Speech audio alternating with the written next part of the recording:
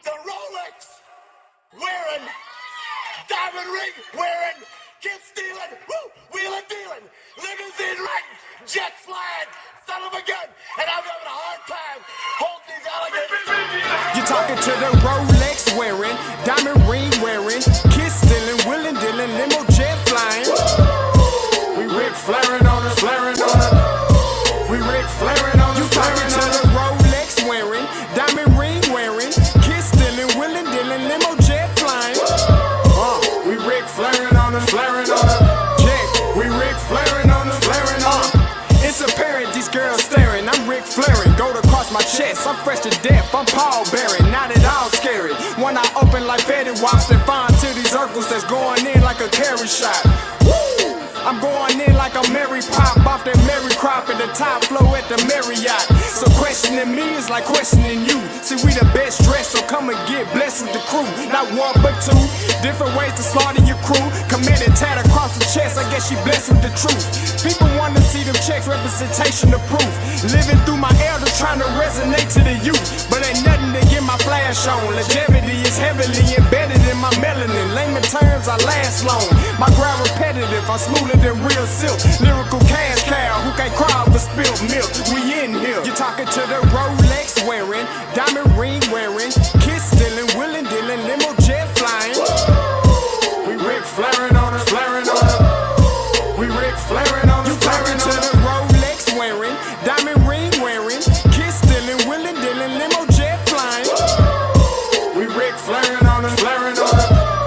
We Rick flaring on us, flaring on us. This ain't no normal situation, this preparation with greatness. Industry full of fakeness is really up for the taking. See, life is what happened to you, more so how you take it. Don't get stripped of your knowledge and mentally leave you naked. I like to live otherwise. I'm sorry that I'm fresh to death. I put the polo and apologize. See, black son, we ain't nothing like the mother guys. Quit to socialize, we organize, then we mobilize. Off the deep end like a scuba diver. And no confusion, just keep it pushing like Uber drivers. Woo! Business fresh just like a supervisor in a Gucci visor. Can't find a smoother rhymer. You're talking to the Rolex wearing, diamond ring wearing, kiss stealing, wheeling dealing, limo jet flying. We Rick flaring on us, flaring on us. We Rick flaring on us. You talking to the Rolex wearing, diamond ring wearing, kiss stealing, wheeling dealing, limo jet flying. We Rick flaring on us, flaring on us. We Rick flaring on us, flaring on us. Yeah, DQ baby. Shout out that boy Nigga for that fire track. Hey, Black Sun, sun up. What's up, Vinny Vegas? What in Vegas? Yeah. Shout out Pharaoh's Kids, D-Phase, yeah, Bubba C, yeah, Rick flaring on him, Rick flaring on him, Rick flaring on him, Rick flaring, sun up, baby.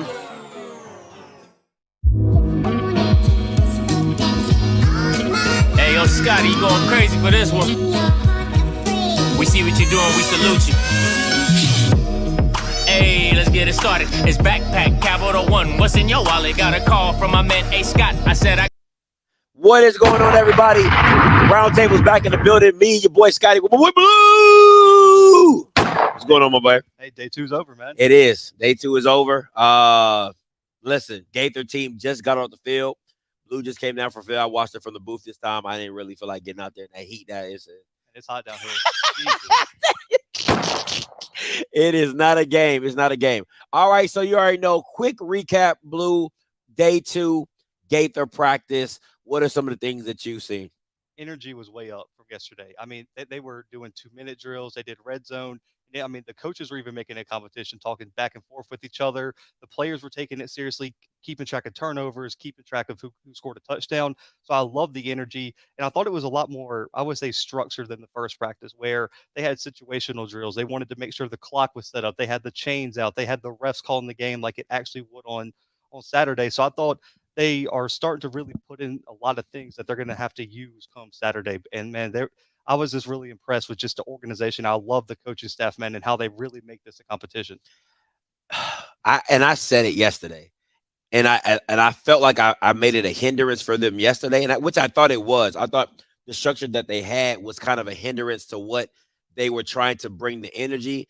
But hearing you for a day and seeing that structure from where I was sitting at, it seems like they're going to be more prepared. And why I say that is because the quarterback play, right? When you're allowed to let your quarterbacks get the feel of the game, a scrimmage. I mean, we know it's not full speed. We understand that.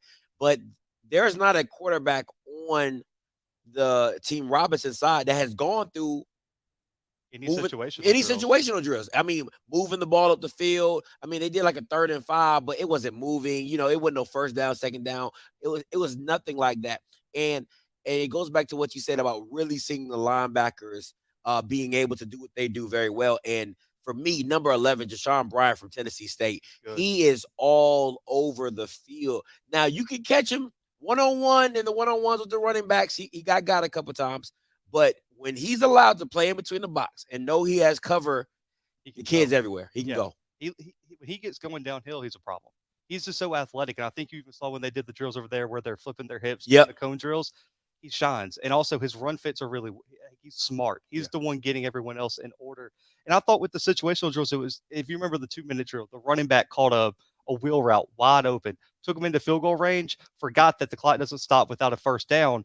He goes down in bounds, and they had to restart it because the clock runs out. That's little things like that with this rule change that the situational drills are going to pay off come Saturday. Absolutely, because now you know how it's played. Of course, you guys didn't see it, but after game, they sat down there with the refs to explain all the rules that's going on. Coach Trey Oliver, I mean, even back at the Celebration Bowl, you just feel like he's going to be prepared for anything that comes his way, even with the short time. Because what happens is tomorrow is just simply a walkthrough. And we know no pads, just going through the motions and things like that. And I really don't feel as though that Team Robinson is really prepared coming for this game. Now, do I think how they practice helped the scouts kind of get a judge? Probably.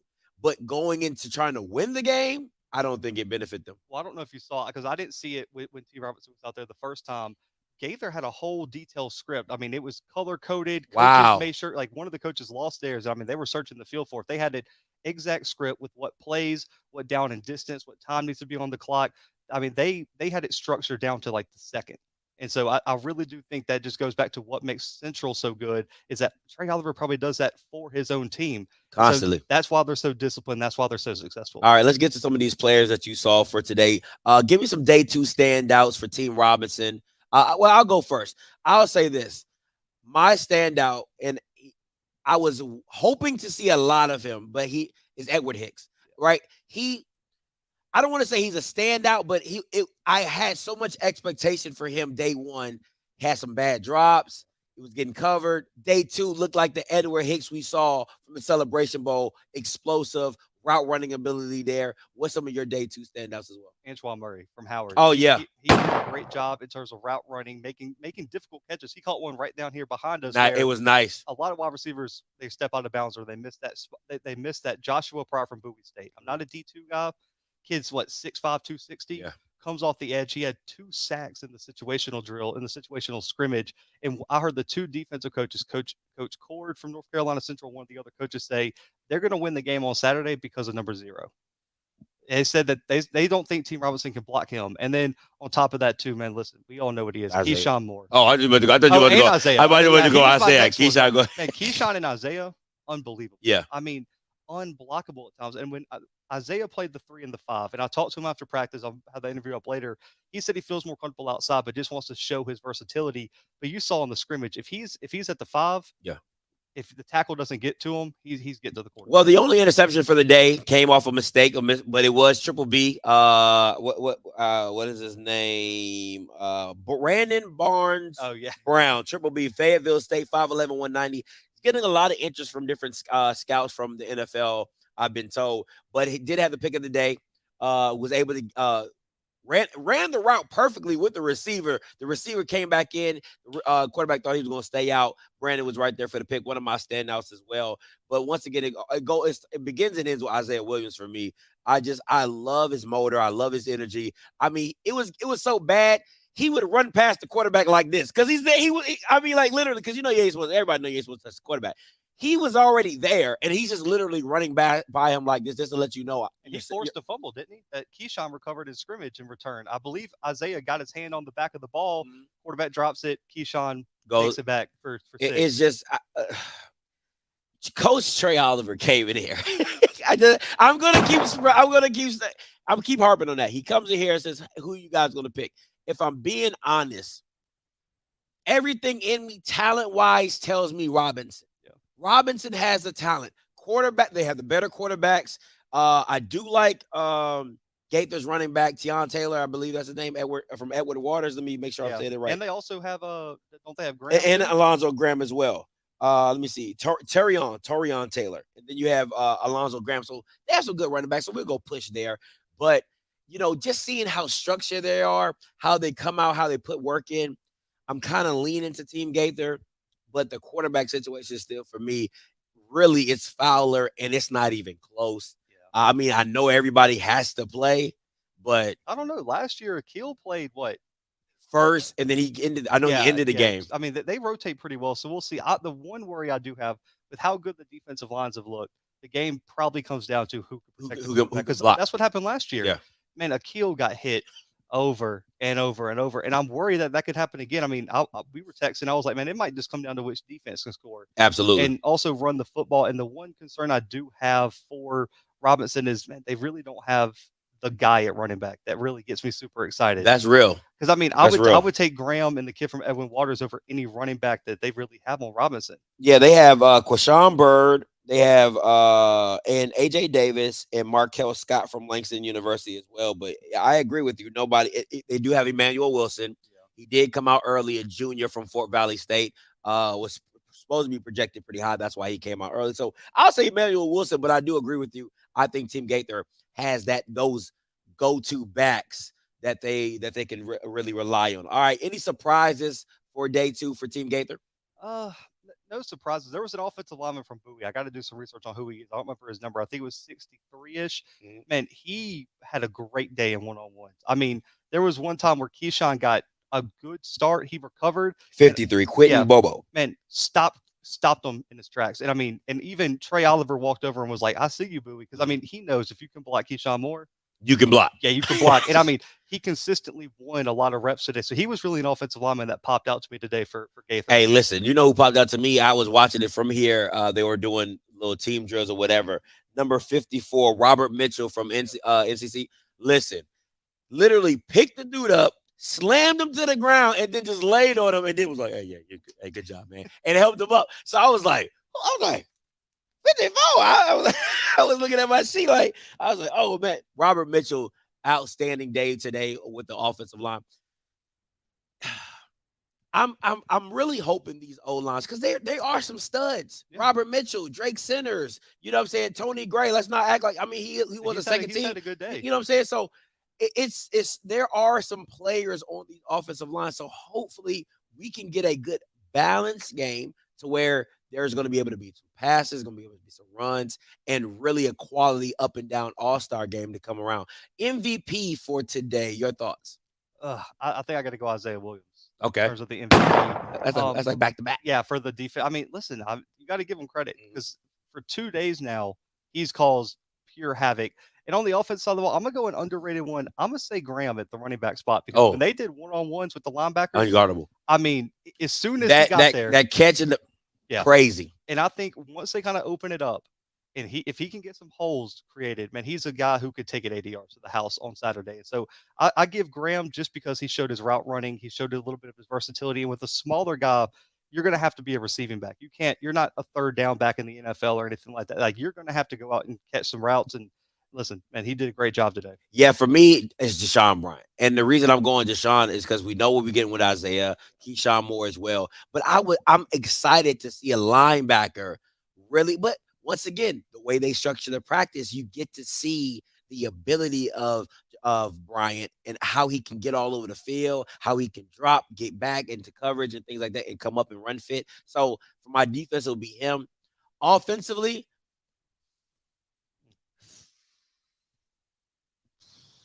Jalen Fowler, man. I might have a little bit of credit. I gotta give him credit, he looked really good in the team drill, moving the team up. He threw up. I wrote on my notes. I said, "Play of the day." He threw that back shoulder fade to Zach Leslie on the corner. I mean, he timed it perfectly. The guy wasn't out of his break, threw it behind him. It was great. So I'm gonna have to go with Jalen Fowler because I know we haven't been giving a lot of love to the quarterbacks, but he looked really good today, and it was a necessary evil for for what they needed to get done. So I'm pretty excited about that. Now listen, tomorrow Yeah, we'll see. we're gonna see what it is. We'll try to give you guys a recap on something. I mean, they're walking through.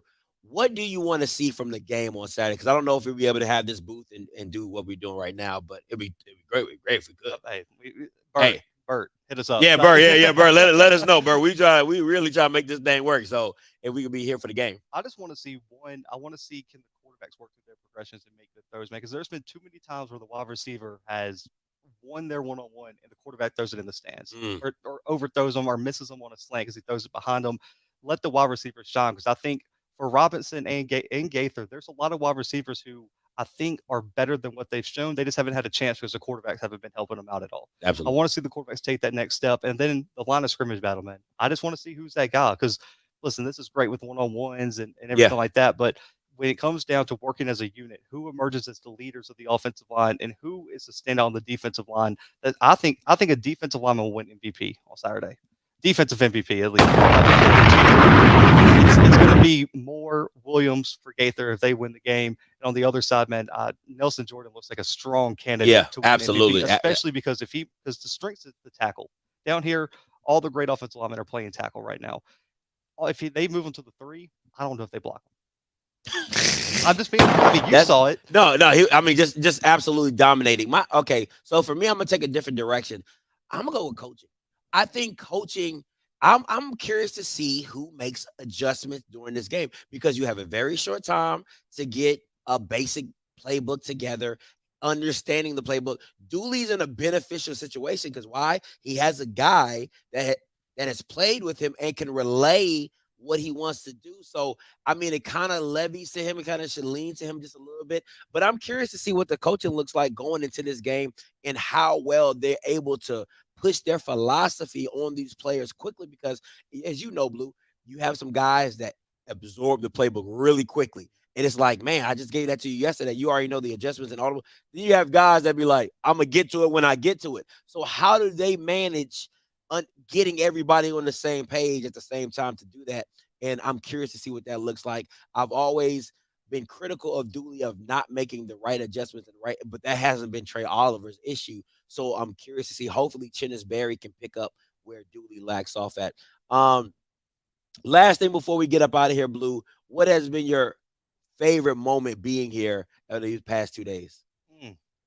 Man, for me, I always love the one-on-ones with offensive and defensive line, man. I'll just be honest with you. As great as Xavier, if you haven't checked it out, it's on Twitter.